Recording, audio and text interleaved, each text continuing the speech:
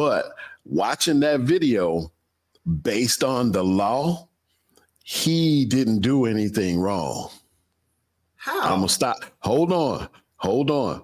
Now, because of my culture and because of what I know about my people, that was a cultural misinterpretation of what was actually going on. Because if you watch that whole video, Rico, or I'm assuming, or you watched that whole video, that lady called the police. They standing in her house.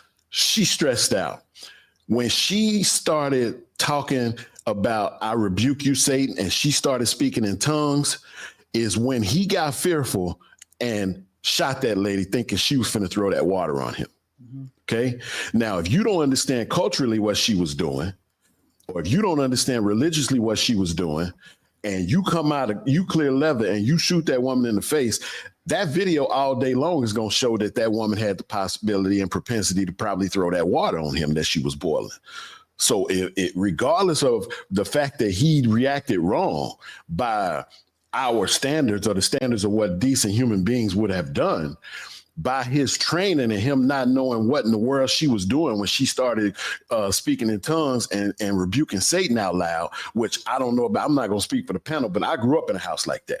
You dig what I'm saying? So I knew exactly what was going on. So if I happened to be the one standing there wearing a badge at that time, I'm not threatened by what she's doing. I know what she's going through. You see what I'm saying? But with her moving them pots around and boiling water, 100% that's a weapon. Right?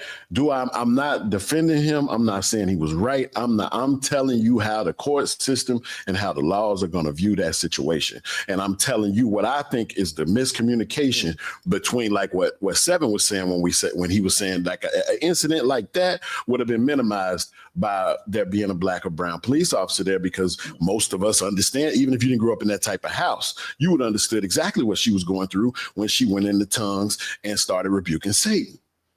That didn't tell none of us on this panel that she was getting ready to attack us.